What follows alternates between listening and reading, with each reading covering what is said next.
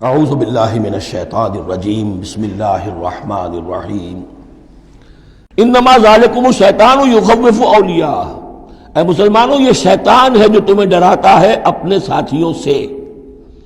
وہ چاہتا ہے کہ اس کے جو ساتھی کفار ہیں، حزب الشیطان ہے، وہ اس کا خوف تمہارے اوپر قائم کر دیں۔ اور ایک معنی اس کے یہ بھی لیے گئے ہیں کہ شیطان کی اس تخویف کا اثر انہی پر ہوتا ہے جو اس کے ولی ہوتے ہیں۔ جو اولیاء اللہ ہیں ان پر شیطان کی طرف سے اس قسم کی وسوسہ اندازی کا اثر نہیں ہوتا۔ ذالکم الشیطان یخوف اولیاءہ، وہ ڈراتا ہے تمہیں اپنے دوستوں سے، یا ڈراتا ہے اپنے دوستوں کو جو شیطان کے ساتھ رشتہ رکھتے ہیں، جو اس کی باتیں سنتے ہیں، انہی پر اثر ہوتا ہے شیطان کی طرف سے اس قسم کی وسوسہ اندازیوں کا۔ فلا تخافوہم، تو تم ان سے مت ڈرو، وخافونی، مجھ سے ڈرو، ان کنتم مومنین، اگر تم مومن صادق ہو۔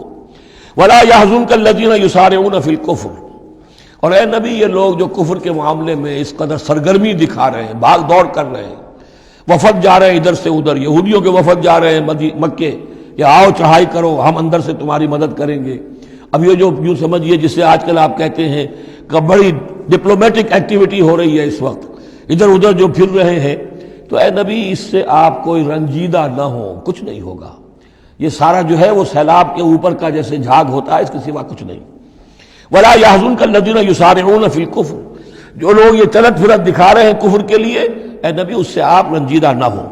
انہم لن یضروا اللہ شیئا، وہ ہرگز اللہ کو کوئی نقصان نہیں پہنچا سکیں گے۔ یرید اللہ اللہ یجعل لہم حظا فی الآخرہ، یہ تو اللہ کے اس فیصلے کا ظہور ہے کہ اللہ نہیں چاہتا کہ ان کا کوئی حصہ آخرت میں ہو۔ وَلَهُمْ عَذَابٌ عَظِيمٌ، اور ان کے لیے تو بڑا عذاب ہے۔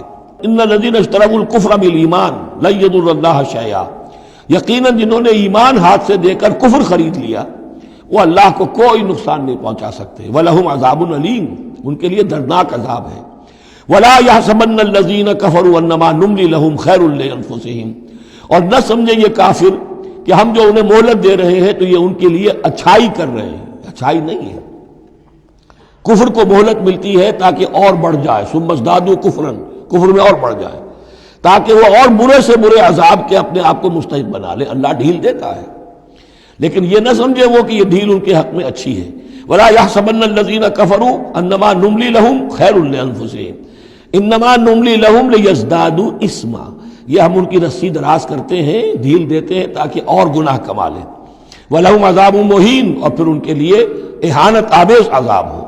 مَا كَانَ اللَّهُ لِيَذَرَ الْمُؤْمِنِينَ، یہ آیت پھر بہت اہم آ گئی ہے کہ اللہ تعالیٰ کی طرف سے یہ آزمائشیں کیوں آتی ہیں، اپنے نیک بندوں کو، اپنے صالح بندوں کو ان تکلیفات میں کیوں ڈالتا ہے، حالانکہ وہ تو قادر مطلق ہے، آنے واحد میں جو چاہے کر دے۔ مَا كَانَ اللَّهُ لِيَذَرَ الْمُؤْمِنِينَ عَلَىٰ مَا أَنْتُمْ عَلَيْهِ، دیکھو اللہ کے لیے یہ بات اللہ کی حکمت کے مطابق نہیں ہے کہ وہ تمہیں چھوڑے رکھے اسی حال میں جس میں تم ہو، یعنی تمہارے اندر کمزور اور پختہ ایمان والے ابھی گڑبڑ ہیں، اس سے آگے بڑھ کر ابھی منافق اور مومن بھی گڑبڑ ہے۔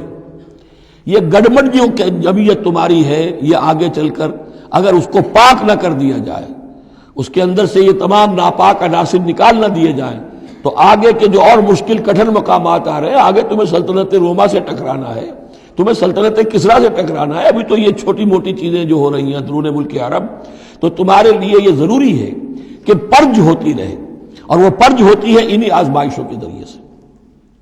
ما کان اللہ لیذر المؤمنین علی ما انتم علیہ، یہ اللہ کا طریقہ نہیں ہے، سنت نہیں ہے کہ وہ تمہیں چھوڑے رکھے اہل ایمان اسی حالت میں جس پر تم ہو، حتی یمیز الخبیث من الطیب، جب تک کہ خبیث علیحدہ نہ ہو جائے طیب سے، کھل جائے۔ یہ خبثاء ہے، یہ منافقین ہیں، یہ وہ لوگ ہیں، یہ ففتھ کالمسٹ ہیں، بات واضح ہو جائے، اور صرف صادق الایمان لوگ وہ بالکل نکل کر علیحدہ ہو جائے۔ وما کان اللہ لیطلعکم علی الغیب، اور اسی طریقے سے اللہ تعالیٰ کی یہ بھی طریقہ نہیں ہے کہ غیب کی خبریں تمہیں دے، لیکن اللہ یجتبی من رسلہ من یشاء، ہاں یہ معاملہ اللہ تعالیٰ نے کہ غیب کے حالات کی اطلاع دینا یہ اپنے رسولوں کے لیے رکھا ہوا ہے، جس کو وہ چن لیتا ہے رسولوں میں سے، وہ غیب کے حالات بھی بتاتا ہے۔ وہ غیب ان کو از خود معلوم نہیں ہوتا، اللہ کے بتانے سے معلوم ہوتا ہے۔ یعنی یہ کہ ان آزمائشوں میں کیا حکمتیں ہیں، کیا اس میں تمہارے لیے خیر آ رہا ہے، ہر چیز ہر ایک کو نہیں پڑھائی جائے گی بچوں کی طرح، البتہ یہ کہ یہ چیزیں ہم رسولوں کو بتا دیتے ہیں۔ فآمنوا باللہ ورسولہ، تمہارے لیے طریقہ صحیح کیا ہے؟ ایمان پختہ رکھو اللہ پر اور اس کے رسولوں پر۔ وَإِن تُؤْمِنُوا وَتَتَّقُوا فَلَكُمْ أَجْرٌ عَظِيمٌ، اور اگر تم یہ دو شرطیں پوری کر دو گے، ایمان میں ثابت قدم رہو گے، تقویٰ پر کاربند رہو گے، تو تمہارے لیے بہت بڑا اجر ہے۔ صدق اللہ العظیم۔